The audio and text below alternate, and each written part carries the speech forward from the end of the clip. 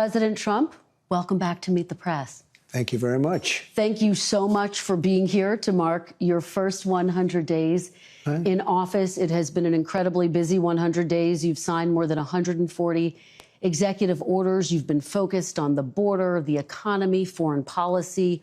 What is your biggest goal in the next 100 days? Well, I think we're going to see a lot of results. We've already seen them on the border. We have the best border in the history of our country. It was 99.999, and nobody ever thought that was possible. In fact, Biden, if you remember, said he has to get legislation.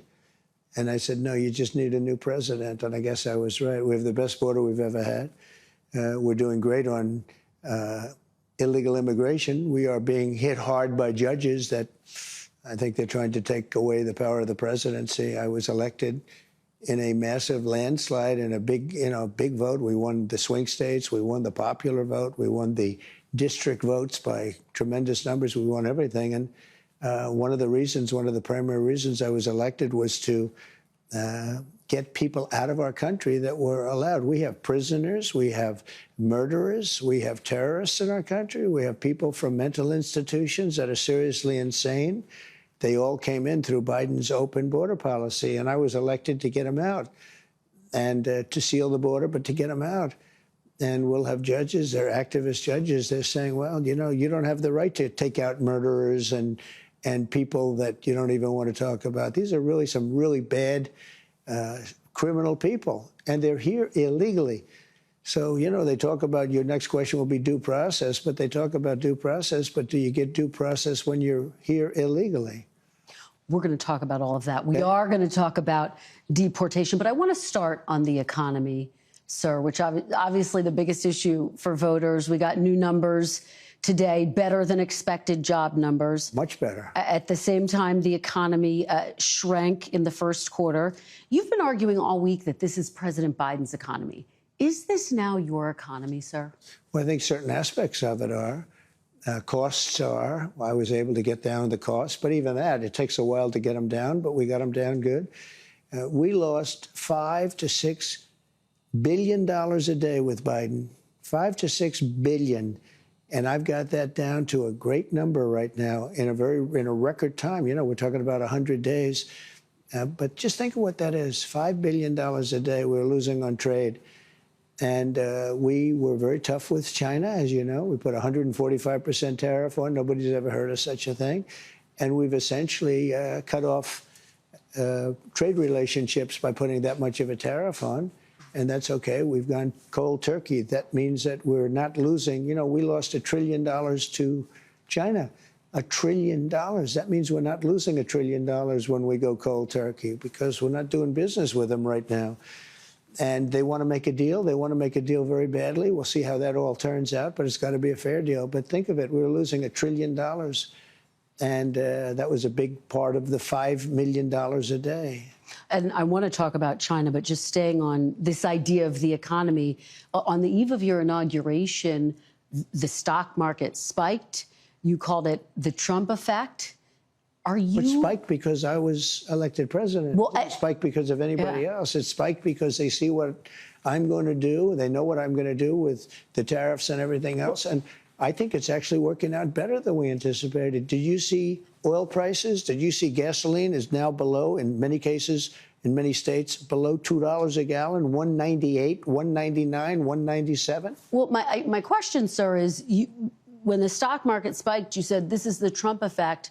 When the numbers weren't so good earlier this week, you said it's the Biden effect. Are you only taking ownership of the good numbers and not the bad numbers? Well, I think he did a lot of very bad things, and despite some of the bad things, we're overcoming them. But he was bad on the border. He was bad on the economy. We had the worst inflation in the history of our country.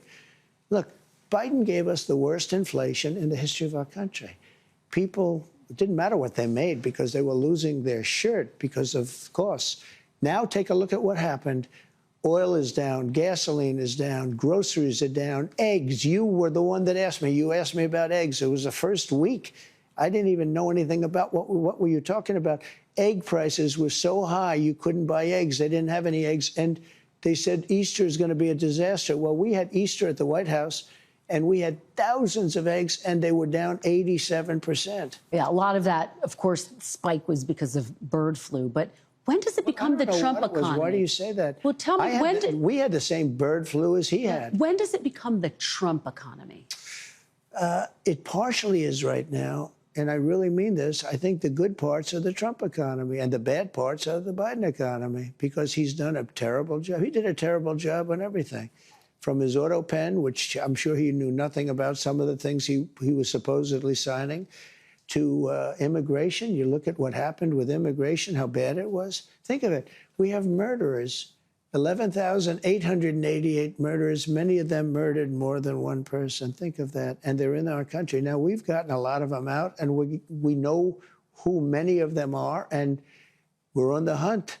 But why would anybody do that? Why would anybody, who could do such a thing where they'd allow hundreds of thousands and even millions of people into our country who are criminals and murderers at the highest level? Who would do this? But, sir, you acknowledge when you announced your tariffs, for example, the stock market dropped. It's been volatile. It has since gone up. It is, do you take responsibility for that? Yeah. Do you take responsibility when it drops? Ultimately, I take responsibility for everything, but I've only just been here for a little more than 3 months. But the stock market, look at what's happened in the last short period of time. Didn't it have 9 or 10 days in a row, or 11 days where it's gone up? And the tariffs have just started kicking in, and we're doing really well psychologically. I mean, the fake news was giving me such press on the tariffs. The tariffs are going to make us rich. We're going to be a very rich country. So let's talk about the tariffs. And I want to ask you about something you said this week. Got a lot of attention. You were at your cabinet meeting. You said, quote, I'm going to quote what you said, maybe the children will have $2 instead of $30. Yeah. And maybe the $2 will cost a couple of bucks more than they would normally. Are you saying that your tariffs will cause some prices to go up? No, I think the tariffs are going to be great for us because it's going to make us rich. But you said some dolls are going to cost more. Isn't that an acknowledgement that some prices will go up? I don't think a beautiful baby girl that's 11 years old needs to have 30 dolls. I think they can have 3 dolls or 4 dolls because what we were doing with China was just unbelievable. We had a trade deficit of hundreds of billions of dollars with China. When you say they could have $3 instead of $30, are you saying Americans could see empty store shelves? No, I'm not saying that. I'm just saying they don't need to have $30. They can have 3. They don't need to have 250 pencils. They can have 5. But you're basically saying there could be some supply shortages because of the tariffs. We don't have to waste money on a trade deficit with China for things we don't need, for junk that we don't need. Well, prices are already going up on some popular items, tires, strollers. This is such a dishonest interview already. Prices are down on groceries. Prices are down for oil. Prices are down for all energy. Prices are down at tremendous numbers for gasoline.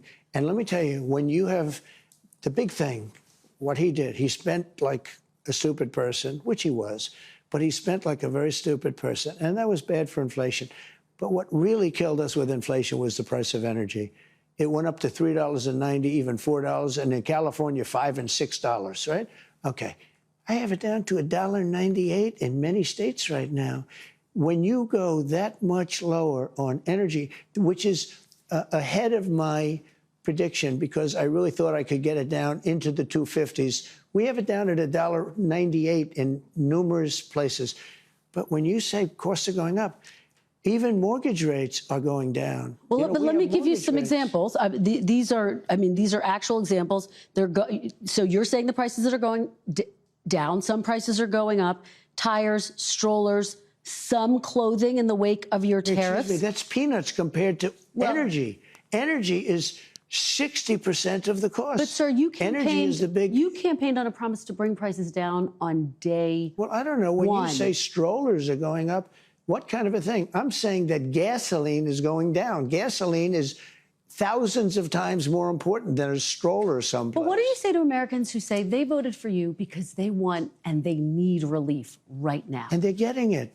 Right now? What about those even mortgage rates? different items I just Mortgage mentioned? rates are going down despite the fact that we have a stubborn Fed. But you said even dolls could cost a couple bucks more. Maybe they might, But you don't need to have, as I said, $35. You can have 2, 3, 4 and save a lot of money. We don't need to feed the beast. I guess you're talking about this transition cost. How long should people expect that transition to last, Mr. President? I can't tell you that. I can tell you that we're making a lot of money. We're doing great.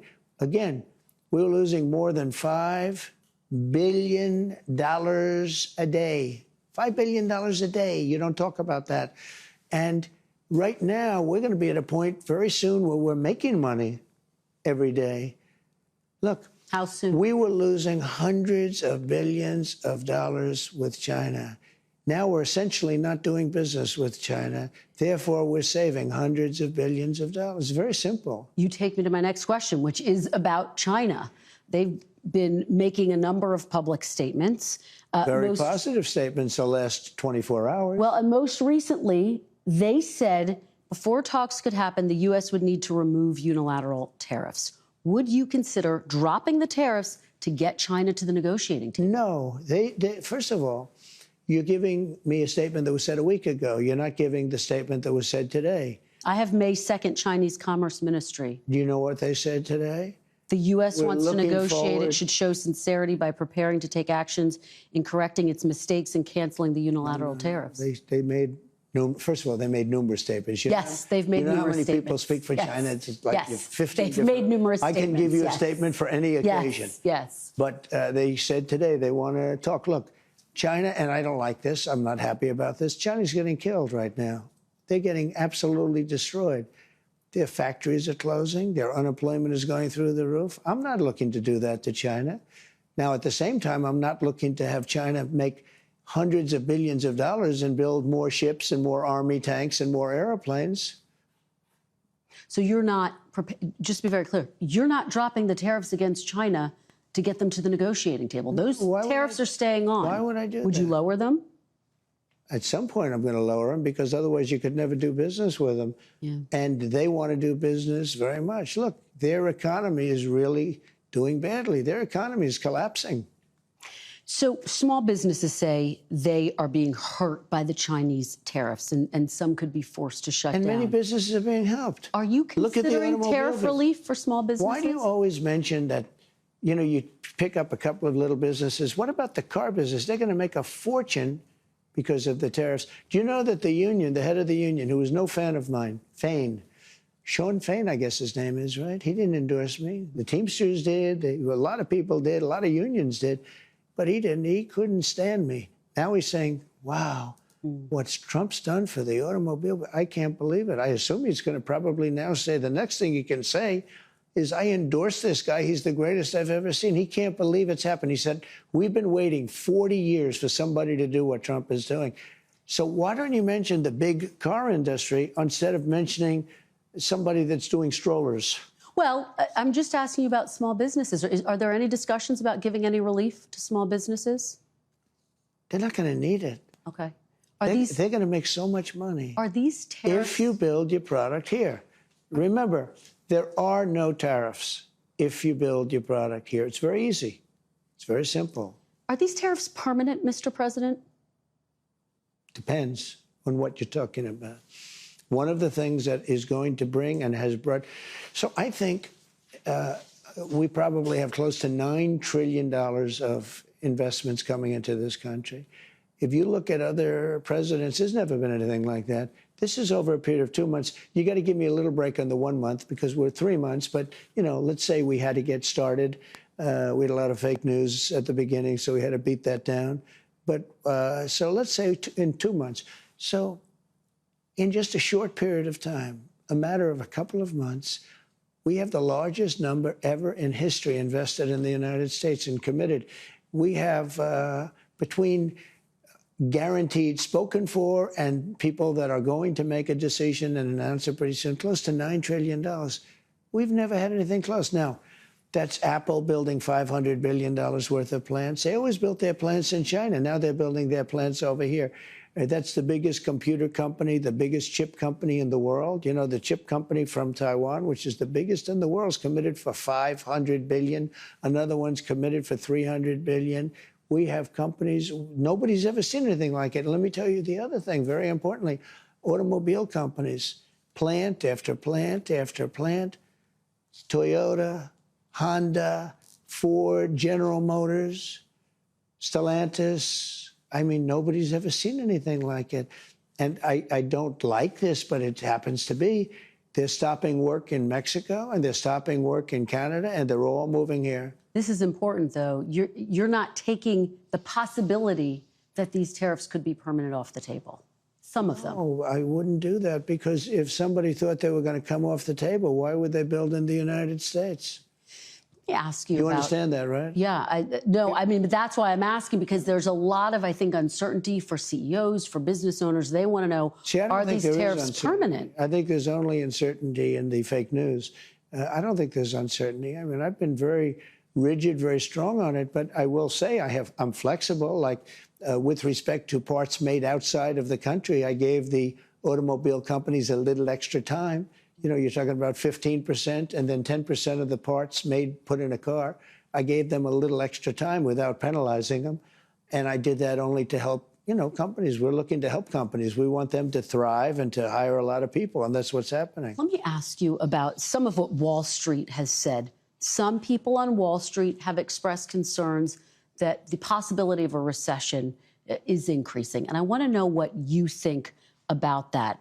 Are you comfortable with the country potentially dipping into a recession for a period of time if you are able to achieve your long-term goals? Well, you know, you say some people on Wall Street say, well, I tell you something else. Some people on Wall Street say that we're going to have the greatest economy in history.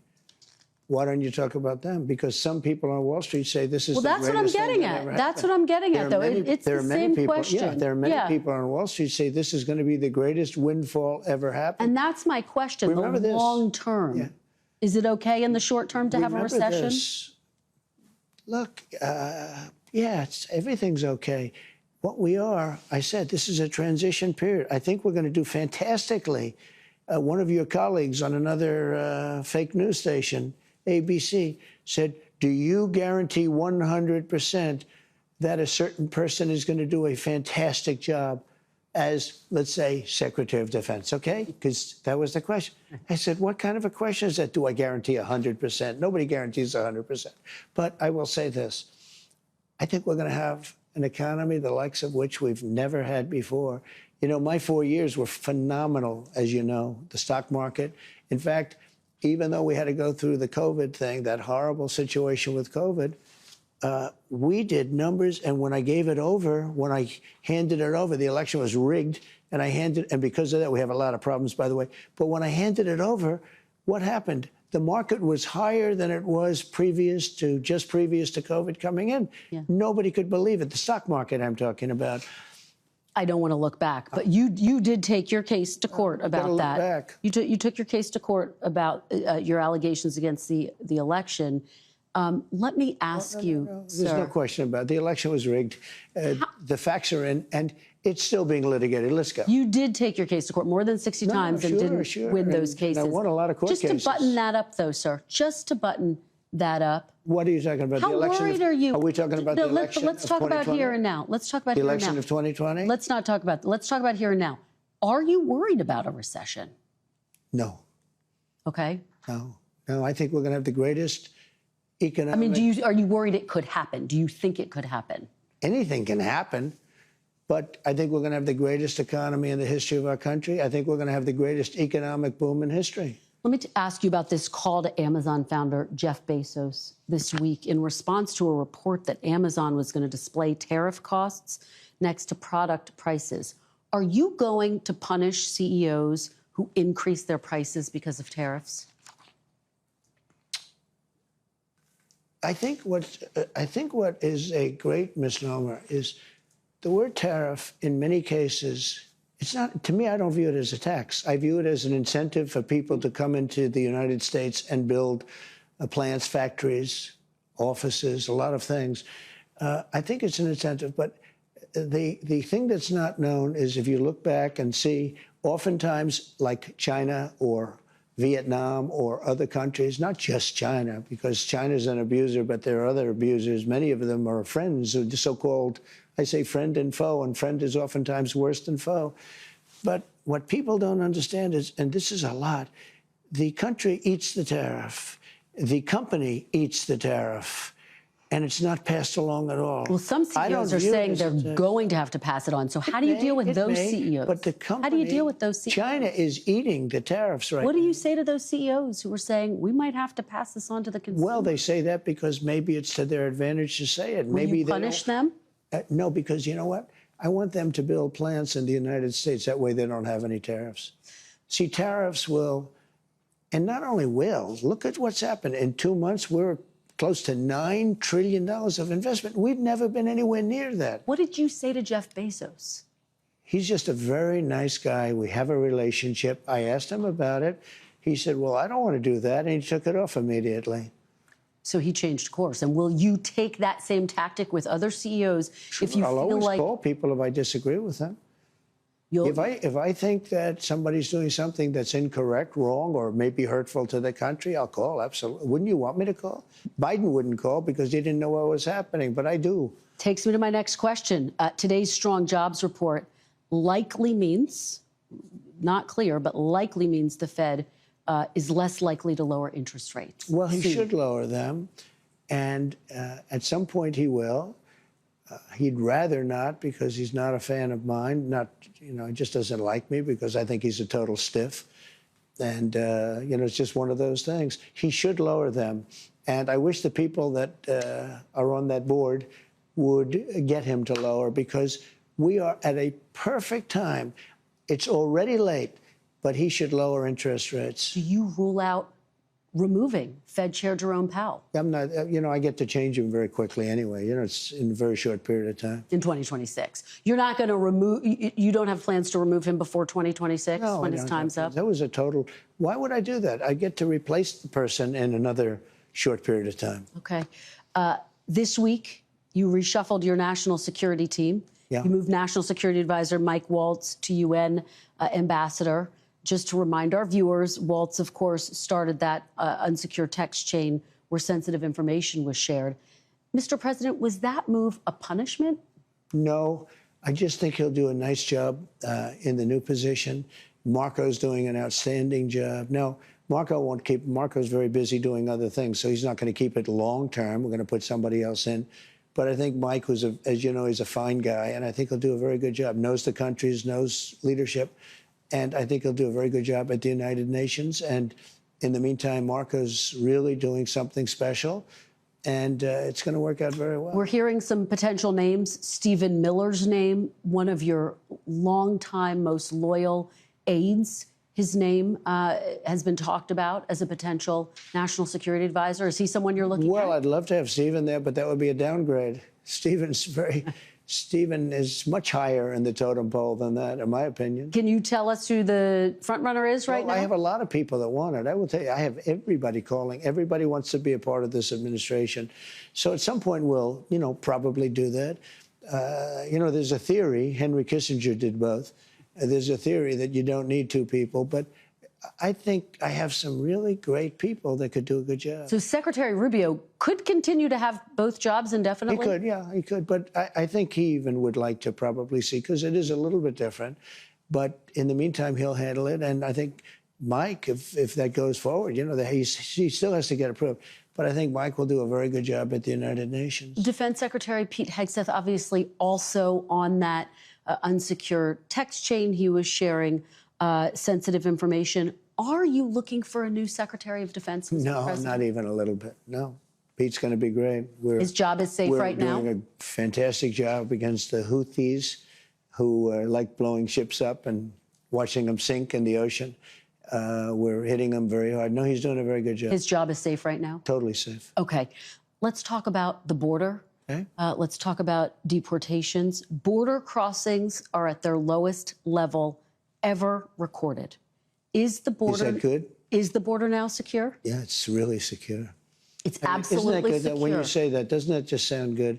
After being abused for years by an incompetent president that allowed people to pour through an open border, criminals from all over the world, murderers and insane people from mental institutions and insane asylums, isn't it a beautiful thing when you say It's the most secure it's ever been in the history of our country. Isn't that a nice statement? Well, I'm curious to know what it means. You declared a national emergency on the southern border. The order is still in place. By the way, even though you're saying exactly the border's what you secure. said. It means we have the most secure border we've ever had. Well, and I guess the question becomes, when will you know that the emergency is over? Are you planning to lift it at some point? Is it necessary? Because obviously the military is involved. Will you lift that emergency? Well, the biggest emergency is the courts aren't allowing us to take really. We're going to talk about that, but talk to me first about this. That's to me the emergency. Talk to me first about this. The border emergency. now is not the emergency. The border is it's all part of the same thing, though.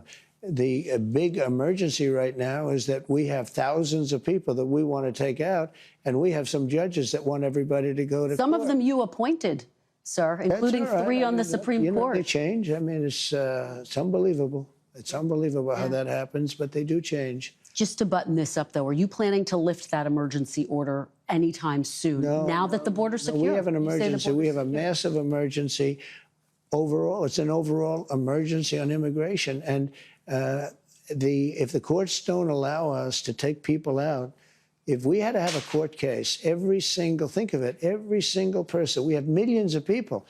We're going to have millions of court cases. Figure 2 weeks a court case. It would be 300 years. So let's talk about this, because obviously you've had a back and forth with the Supreme Court. In a 9-0 decision, the Supreme Court directed your administration to facilitate the return. You've talked about this in the past, of Kilmar Abrego Garcia from a prison in El Salvador, whose deportation your administration called an administrative error. You said in a recent interview you could bring him back, but you won't. Are you defying the Supreme Court, sir? No, I'm relying on the Attorney General of the United States, Pam Bondi, who's very capable, doing a great job, because I'm not involved in the legality or the illegality. I have lawyers to do that, and that's why I have a great DOJ. We have a great one. We had a very corrupt one before. Now we have a great one.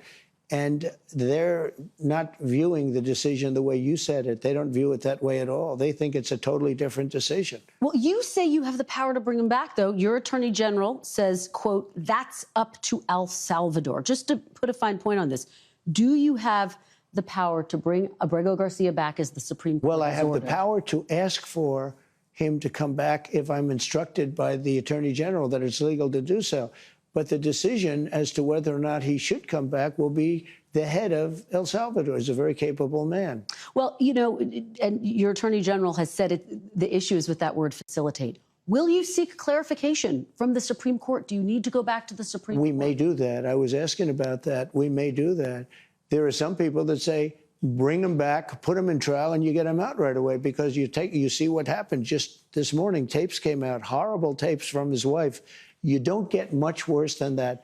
You don't get, I mean, he seems certainly like a very dangerous, very bad person, but even the wife, who was so afraid, she was afraid to talk, and all of a sudden tapes got released this morning that were devastating to him. And this is the point, sir, about due process. The Constitution says every person, citizens and non-citizens, deserve due process. Why not push to have him come back, present all of that evidence in court, let a judge decide? Well, I'll leave that to the lawyers, and I'll leave that to the Attorney General of the United States, because they're in it. You have to understand, I'm dealing with Russia and Ukraine. I'm dealing with China. And we're going to talk about that. I'm dealing with Iran. I'm dealing with Rwanda and Congo, who are fighting, and we're trying to get that one straightened out, and I think we have done that. Did a great job. Nobody even talks about it, but I think we're close to doing that. They're looking like they're going to maybe make a peace deal, which would be good. But I'm dealing with a lot of different things. I don't know much about this gentleman other than I hear he's an absolute not good person. And I have very capable legal people, John Sauer, as you know, and all top people. And I have to rely on that to interpret whatever's said by the Supreme Court. Now, with that being said, I have tremendous respect for the Supreme Court. Look, 3 of the people are people I appointed. Right. And I have great respect for the Supreme Court.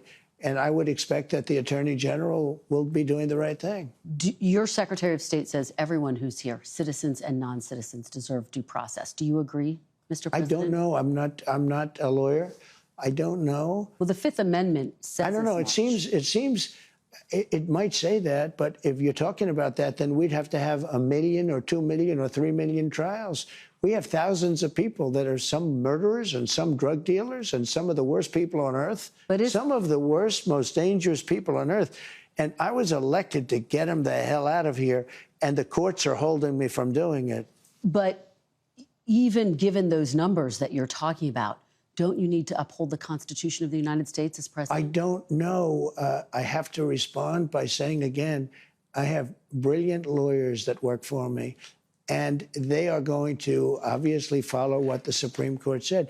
What you said is not what I heard the Supreme Court said. They have a different interpretation. Is anyone in your administration right now in contact with El Salvador about returning Abrego Garcia to the United States? I don't know. You'd have to ask the Attorney General that question. Okay. At least 2 Americans have been mistakenly detained and released by your administration, immigration authorities. Mr. President, should lawful residents of this country start carrying paperwork with them when they leave their homes? I don't think that'll be necessary, but what you're not saying is that many people have been killed, maimed, badly hurt by illegal immigrants that came over that are from prisons and from jails and from mental institutions, and they're hurting our people. And if we don't get them out, we're not going to have a country for long. We need honest, we need honest media, and we need walls. We need to have borders. And by the way, I built a lot of walls, and if we didn't do that, we wouldn't be able to have those. You know, we would not be able to have the kind of numbers if I wasn't successful in building hundreds of miles of wall. Very quickly, sir, the last time you and I spoke in December, you said that you would consider working on getting Dreamers legal status. Dreamers, of course, those who were brought here illegally as children. Where do those efforts stand? Is that a priority for you? Well, it's not a priority for the Democrats because every time we talk about it, they don't want to talk about it because I guess they like it as a political issue, but they're not good at political issues because they still want to have men playing women's sports. Well, Republicans do control Congress right now, Mr. President. But the Democrats don't. Are you going to make Dreamers a priority? Well, you'd need for that, you would need to have support from Democrats, and we have no support from the Democrats. Have you had any discussions about Dreamers? Yeah, we've had discussions. We would do something. I'd love to put in beautiful immigration for everybody, but the Democrats don't want to approve anything. All they want to do is knock out a tax bill. We're trying to get approved right now, the biggest tax cut in the history of our country. And if it doesn't get approved, it's a 68% tax increase, and that's what the Democrats want. They want a 68% tax increase. It's rather incredible. And I do want to talk to you about your legislation, but let's talk about DOJ very quickly.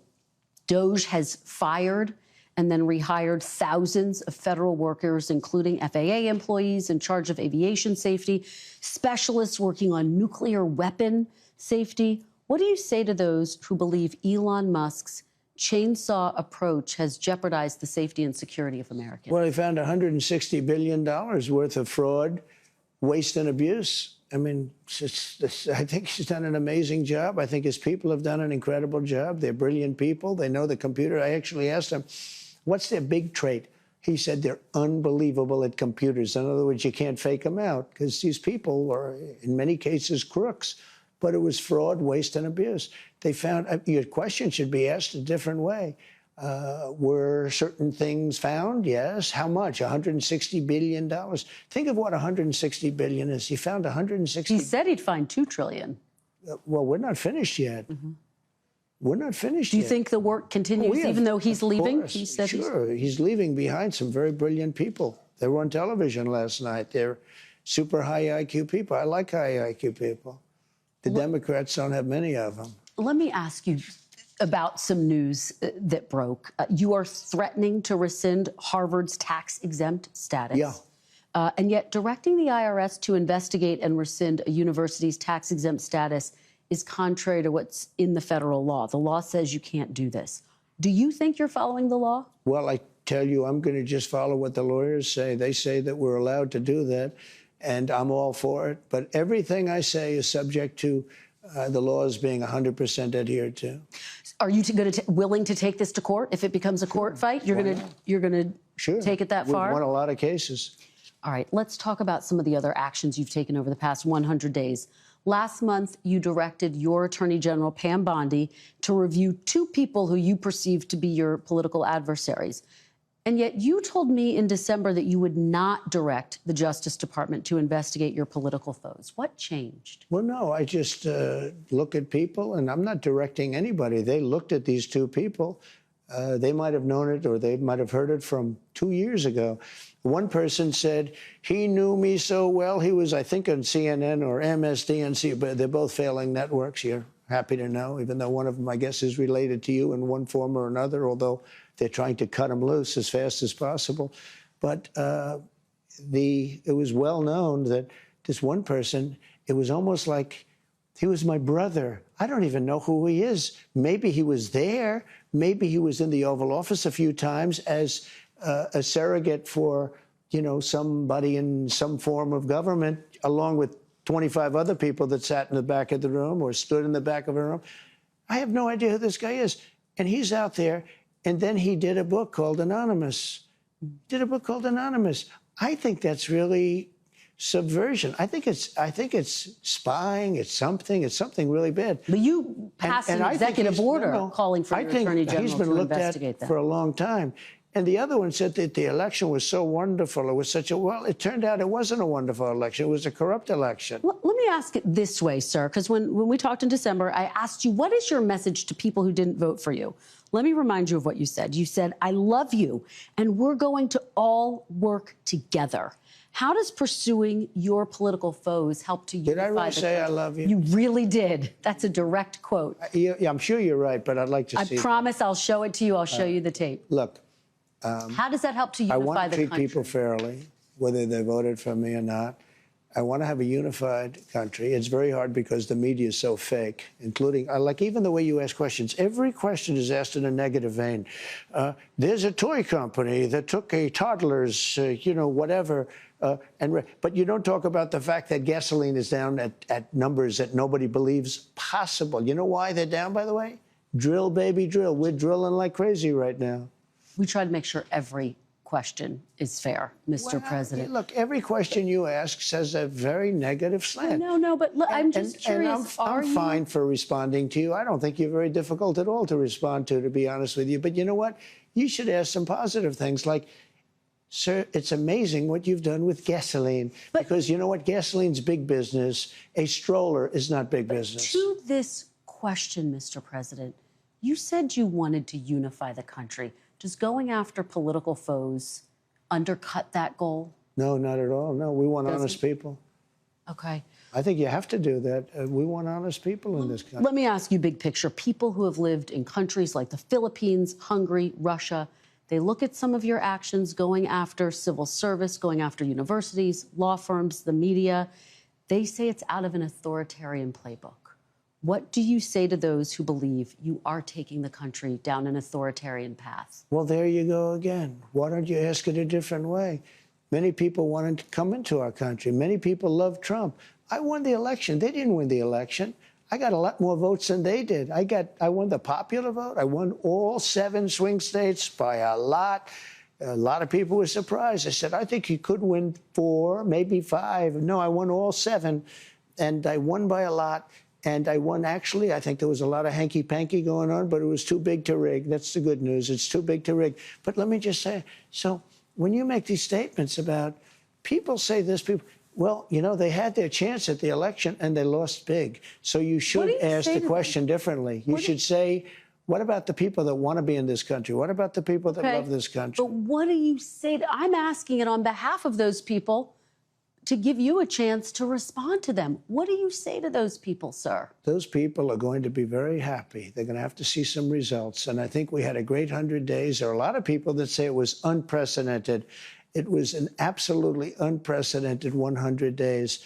And I hope that they're going to be right. Do you see dissent as an essential part of democracy? It's a part of democracy. It is. You're is always it an going to important have part of democracy? Yeah, you're always going to have, Kristen, you're always going to have dissent. There's nothing you're going to do about that. Am I going to get 100% unified? It would be a strange place. I can't even imagine it where 100%. Look, you have people that are good people. Mm-hmm. They're very smart people. And they honestly believe we should have open borders and the entire world should be allowed to pour into our country. I think it's a 95-5 issue, but they believe it. They're not even bad people. Some of them are bad. You have people that honestly believe that men should be allowed to play in women's sports. Some of these people, I don't know any. I haven't been able to find any, but they exist. They say it's an 80-20 issue. I don't believe that. I think it's a 97-3 issue. Do you think people should have the right to criticize you without fear of reprisal? Absolutely, yeah, I do. That I do. And how do you square that? And I think that happens. How do you square that with the fact that you have passed these executive orders asking the Attorney General to look into some of the people who've criticized you, who've been harshest against you? I have been investigated more than any person in the history of the United States of America. I've been investigated more than the late, great, as I say at my rallies, Alphonse Capone. Alphonse Capone was a nasty man. He was the highest level gangster. And I have been investigated more than Al Capone, more than anybody. These people are evil people, and I won. And I'll tell you what, all I want to happen is for the Department of Justice and the FBI. Pam is great and Cash is great. I think they're two great people, but they're their own people. They want to do a fantastic job. And all I want to do and all I want to ask for is that they be allowed to do their job. I'm not telling them to do anything, and I believe I have the right to do it. I'm, in theory, the top law enforcement officer as the president. We went over this once before, and it turned out I was right. But I'm not looking to use that. We have two great people, and we have many, many incredible people under them, and I just want them to do their job and do it well. Let me ask you about something I don't think you've been asked much about, which is you've branded your own cryptocurrency. The coin's values actually surged recently after you announced that top holders would be invited to have dinner. I don't even know that. What did it surge to? What did it surge to? Yeah, what's it worth? You might as well tell me, because I have no idea. Well, it surged. It surged. I will find it. Hold on one second. 5.2 or 58%. So 58%. To what number? That's not bad. 14.32. What? Billion? No, dollars per cryptocurrency. $1 billion? No. What's the number? I mean, what is the amount? The meme coin's value hit a peak of 75.35 on January 19th. Yeah, but that doesn't mean anything. And that's before your inauguration, and then it surged. Look, I'm in favor of crypto. Let me just ask you, what do you say to those who argue that when they hear that, they worry you're profiting from the presidency? I'm not profiting from anything. all I'm doing is, I started this long before the election. I want crypto. I think crypto is important because if we don't do it, China's going to. Mm-hmm. And it's new. Mm-hmm. It's very popular. Mm-hmm. It's very hot. If you look at the market, when the market went down, that stayed much stronger than other aspects of the market. But I want crypto because a lot of people, millions of people want it. I don't know if you know that Biden went after it violently, and then before the election, he changed his tune entirely. His head of the SEC, everybody changed their tune. You know why? Because there were hundreds of millions of people that are participating in crypto, and they wanted to get their votes. So you're not profiting off of the cryptocurrency business I haven't even looked. Has your family? I'll tell you what, look, if I own stock in something and I do a good job and the stock market goes up, I guess I'm profiting. But who really profits is somebody like Nancy Pelosi, who uses inside information. She worked for $175,000 a year, and that's at the high end, and she's worth $150, $200 million. Okay? You ought to look at Nancy Pelosi, and you ought to look at some of these politicians that are stone-cold crooks. I was very wealthy when I came in. Being president, I probably cost me money if you really look. In fact, I do something that no other president has done. They think maybe George Washington has done. I contribute my entire salary to the government, back to the government. So will you contribute anything you earn from crypto back to the government, if that happens? I never thought of that. I mean, should I contribute all of my real estate that I've owned for many years if it goes up a little bit because I'm president and doing a good job? I don't think so. Okay. But I've done something that surprisingly, they say nobody else has done, no other president has done. And it's a substantial salary. It's like $500,000 a year or $550,000 a year, 4 years, a couple of $1 million. I gave it to the government last time. I never got a story saying I gave it. Nobody cared if I gave it. I guarantee if I didn't give it, there'd be a big story. But no other president, they say, with the possible exception of George Washington, and they haven't been able to find those records. And we've had wealthy presidents before, but no other president has contributed the salary. And they told me before this that you will probably be asking me whether or not I'm going to contribute my salary again, but you haven't asked that. Are you going to? Yes. You are? Okay. Yes, I am. Okay. Well, I appreciate we just made news there. Let's talk about foreign policy, sir. Okay. You just signed a minerals deal with Ukraine. It's a sign, it seems, that the United States is invested in Ukraine's future. The Secretary of State told me this is a very critical week. Are you any closer to reaching a peace agreement between Ukraine and Russia? I hope so. How would you characterize I do believe we're closer with one party and maybe not as close with the other, but we'll have to see. I'd like to not say which one we're closer to, but we did do a deal for the American people that was good. We were able to get rare earth. You know, the Europeans are getting paid back. They have a loan. We didn't. Biden just gave them $350 billion. He has no idea where the money is, what happened. And at least we'll, in one form or another, get our, I don't feel so foolish. And remember this is Biden's war. This was a war that was never going to happen if I were president. This is a horrible, horrible war. And I get to see shots of soldiers through, satellite that are just so terrible. 5,000 soldiers are being, look, 5,000 soldiers a week on average are dying. They're not American soldiers, but I want to solve the problem. They're Russian soldiers and they're Ukrainian soldiers. And if I can save 5,000 souls, I just love doing it. How long do you give both countries before you're going to walk away? Well, there'll be a time when I will say, okay, keep going, keep being stupid. When does keep that fighting. come? Are you close to it? Sometimes I get close to it and then positive things happen, okay? So I hope it gets done. Your close ally, Senator Lindsey Graham, has a sanctions bill against Russia. If you get to that point, Mr. President, where you're prepared to walk away, will you sign that sanctions bill? Well, it depends on whether or not Russia is behaving toward coming to a peace. We want a peace deal. We want Russia and Ukraine to agree to a deal. We think we're fairly close, and we're going to save a lot of people from being killed. We save a lot of money, too, because we're spending money like, Europe is spending a third of the money that we're spending. And it's more important for Europe than it is for us. Biden had no control. He just sent money over there willy-nilly. Nobody had any idea what was happening, why they were doing it, why they were sending it. And it was massive amounts of money. So you think you're close to a deal? What will Russia have to give up? Because Ukraine, there's been discussions they will have to give up some of the land. Russia will have to give up all of Ukraine. Because that's what they want. All of Ukraine, meaning they wouldn't keep any of the land that they've claimed? Russia would have to give up all of Ukraine. Because what Russia wants is all of Ukraine. And if I didn't get involved, they would be fighting right now for all of Ukraine. Russia doesn't want the strip that they have now. Russia wants all of Ukraine. And if it weren't me, they would keep going. Do you know that the European Union leaders have asked me to call Putin so many times because he doesn't return their phone call? You posted on social media he might be tapping you along. Might be. Did you misread him? But you might be tapping me along, too, when you tell me how nice an interview this is going to be. So, I'm used to being tapped along. Did you in any way misread Vladimir Putin? Did I what? Misread him, now that you're saying that.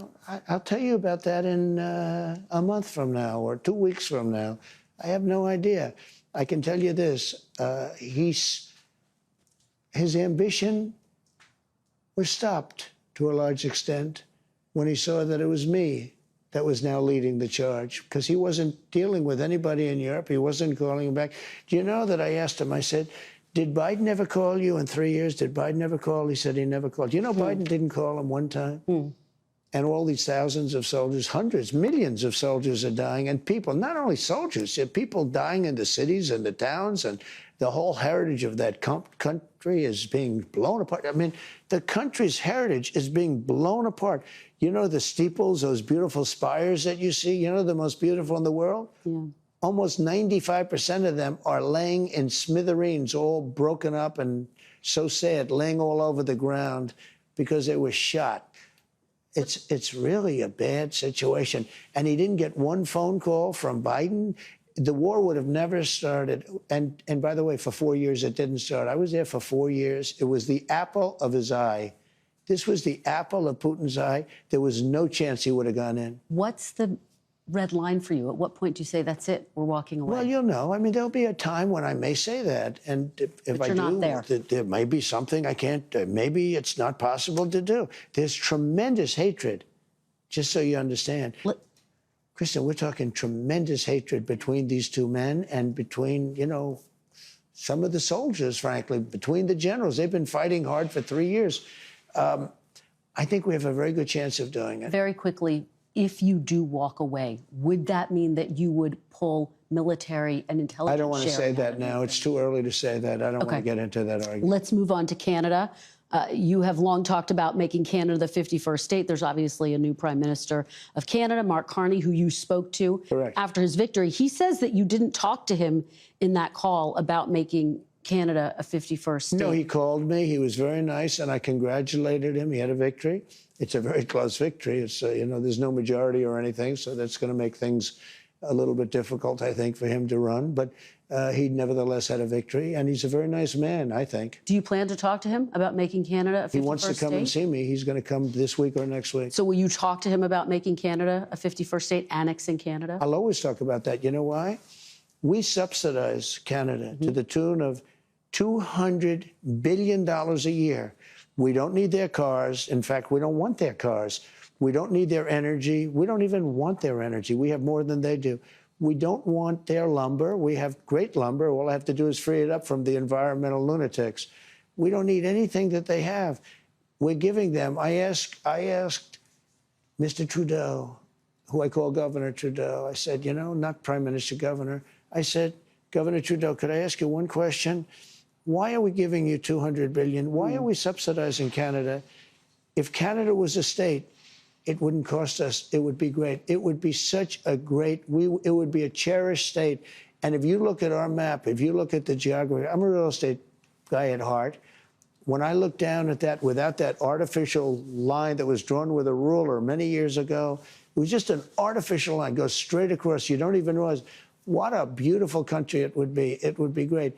But I don't think the American public wants me to pay $200 billion a year to subsidize Canada. Again, remember this. Yeah. We don't need their cars. We don't need their lumber. We don't need their energy. We don't need anything. We do very little business with Canada. They do all of their business practically with us. You and I. They need us. We don't need them. You and I talked, and I asked you if you would rule out military force to take Greenland, and you said no, you don't rule out anything. Would you rule out military force to take Canada? Well, I think we're not going to ever get to that point. It could happen. Something could happen with Greenland. I'll be honest. We need that for national and international security. But not with I think Canada? It's highly unlikely. I don't see it with Canada. I just don't see it. I have to be honest with you. Okay, but you don't rule it out for Greenland. And by the way, Canada, they spend less money on military than practically any nation in the world. They pay NATO less than any nation. They think we're subsidized. They think we are going to protect them. And really, we are. But the truth is, they don't carry their full share, and it's unfair to the United States and our taxpayers. But you are not ruling out military force to take Greenland. I don't rule it out. I don't say I'm going to do it, but I don't rule out anything. No, not there. We need that. We need Greenland very badly. Greenland is a very small amount of people, which we'll take care of and we'll cherish them and all of that. But we need that for international security. Do you know, we have Russian boats and we have Chinese boats, gunships all over the place, aircraft carriers, gunships, going up and down the coast of Greenland. We need that to be protected. Internationally, we need it. So you are willing to send U.S. troops to claim a sovereign territory? I didn't say that. You asked me a question. Would you? Is there a circumstance? It could happen. I doubt it will, but it certainly could happen with respect to Greenland. Okay, let me ask you about Iran. Your administration has had conversations with Iran. Is the goal of these talks limiting Iran's nuclear program or total dismantlement? Total dismantlement. That's all you'll accept? That's all I'd accept. Okay. Now, there's a new theory going out there that Iran would be allowed to have civilian, meaning to make electricity. But I say, you know, they have so much oil, what do they need it for? But, you know, I've seen it with other states where they're looking to do something and they have a lot of oil. Iran has tremendous energy. You know, I put sanctions, if you know that. I put pretty strong sanctions on 2 days ago on the oil. The sad part is that if Biden didn't get involved, if we had a competent president, you would have never had the attack on Israel. October 7th would have never taken place. Hamas would have had no money because Iran was broke. And now, in a period of 4 years during the Biden administration, they became very rich. They have over $300 billion cash in the bank. And they had no money. They were ready to make a deal with me. And it's very sad. Because of this rigged election, they didn't do it. Just another thing you can mark down to a bad election. It's interesting what you're saying, though, because Secretary Rubio has said that he would accept, or the idea is there is an openness to accepting peaceful civil nuclear programs. Well, that's what people, I didn't say anything contradictory. I said that people are talking about that. And this is something that's really pretty new in the dialogue. And I'd have to be, you know, my inclination is to say, what do you need that for? You have a lot of oil. So you want total dismantlement, bottom line. I think that I would be open to hearing it. You know, civilian energy, it's called. But, you know, civilian energy often leads to military wars. And we don't want to have them have a nuclear weapon. It's a very simple deal. I want Iran to be really successful, really great, really fantastic. The only thing they can't have is a nuclear weapon. Okay. If they want to be successful, that's okay. I want them to be so successful. And, you know, the Iranian people are incredible. I just don't want them to have a nuclear weapon because the world will be destroyed. Just to recap, we're talking about your desire to claim Canada, Greenland. What do you say to people? You forgot the Panama Canal. Panama Canal. What do you say to people who say they voted for you because they wanted you to end foreign conflicts, not start new? I don't see that as conflict. I think that's good for our country, those things. Look, the Panama Canal was taken over by China, effectively. Now China seems to have left, but the Panama Canal, think of this deal. We built the most expensive object we've ever built in the history of our country. That was Mount McKinley. They just took away, I just gave them back the name, but McKinley made the money. Teddy Roosevelt spent the money. McKinley gets very little credit, you know, but he made, you know how he made the money? Through tariffs. He was the big tariff president. Okay, but forget that. We built the Panama Canal. It was the most expensive thing. It would be the equivalent, like almost $2 trillion today. We've never spent it. And it was very successful. And Jimmy Carter gave it away for $1. Panama insists Panama says they do control the canal, but we have a couple more questions left, and Panama said what? Little wrap. Panama said what? Panama says they still control it. I know you're saying China. Panama says they still control it. You know, if you would have gone there about 5.2 months ago, every single sign on the Panama Canal, with the exception of about 15% of them, was in Chinese. Yeah. Let me ask you, because we're nearing the end, just a couple more questions here. I'm not complaining. You keep saying to me like I'm rushing. No, you're not, and I really appreciate it. I don't want to rush you. I don't want to make you nervous. Thank you. The Trump Organization is selling hats that say Trump 2028. Yeah. Are you seriously considering a third term, Mr. President, even though it's prohibited by the Constitution, or is this about staying politically viable? I will say this. So many people want me to do it. I have never had requests so strong as that. But it's something that, to the best of my knowledge, you're not allowed to do. I don't know if that's constitutional that they're not allowing you to do it or anything else, but there are many people selling the 2028 hat. But this is not something I'm looking to do. I'm looking to have 4 great years and turn it over to somebody, ideally a great Republican, to carry it forward. But I think we're going to have 4 years, and I think 4 years is plenty of time to do something really spectacular. The Constitution does prohibit it.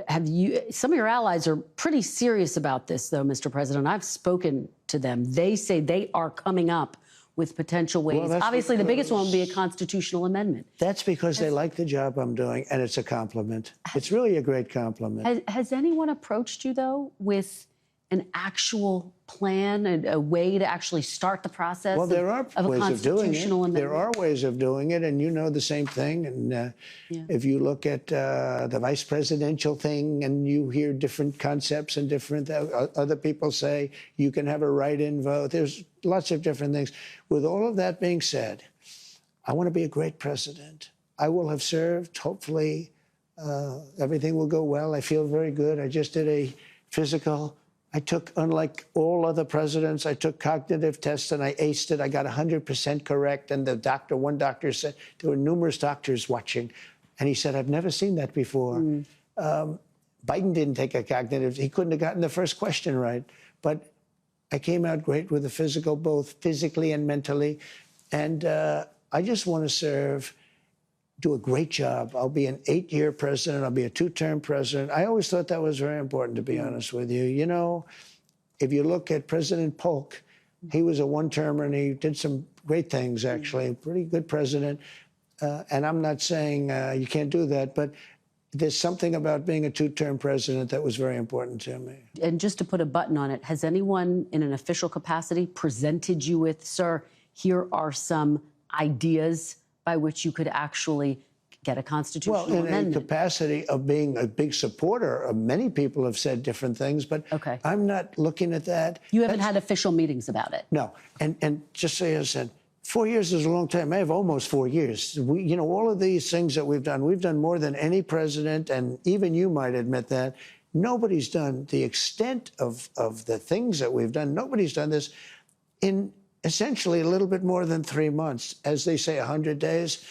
I'm looking to do a great job as president and set the country on the right track, because if I didn't win, this country would have failed. We would have been a failed nation. You have built a political movement that has transformed the Republican Party. It's transformed the country, quite frankly. Political movement in history, MAGA. Make America great again. When you look to the future, Mr. President, do you think the MAGA movement can survive without you as its leader? Yes, I do.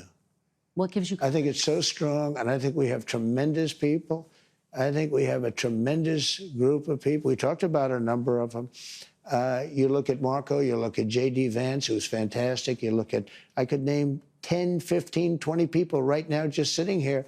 No, I think we have a tremendous party. And you know what I can't name? I can't name one Democrat. I mean, I look at the Democrats, they're in total disarray. They have a new person named Crockett. I watched her speak the other day. She's definitely a low IQ person. And they said, she's the future of the party. I said, you have to be kidding. I don't know what they're going to do. And I really believe in a two-party system. Because it's good to be challenged. It's really good to have a two-party. You know, it's good. Being challenged is okay. It keeps you sharp. I don't know what they're going to do. They have nobody. Bernie's 87 years old or something. And, you know, Biden is the worst thing that ever happened to old people, because he was grossly incompetent. And I think maybe for artificial reasons. You know, he had operations and things. So maybe that's an artificial. But I know people that are unbelievably sharp, and they're older than 87. But I watch Bernie Sanders. He's a nut job, but he's still sharp. He's sharp as he's the same guy he was. He hasn't gone down. But Biden is really, he's the worst thing to happen to old people. I know that you are only 100 days in, but as we sit here today, who do you see as your successor, Mr. President? Well, it's far too early to say that, but you know, I do have a vice president, and typically it would be, and JD's doing a fantastic job. He would be at the top of the list? It could very well be. I don't want to get involved in that. I think he's a fantastic, brilliant guy. Marco is great. There's a lot of them that are great. I also see tremendous unity. But certainly you would say that somebody's the VP. If that person is outstanding, I guess that person would have an advantage. But I think the other people would all stay in unbelievably high positions.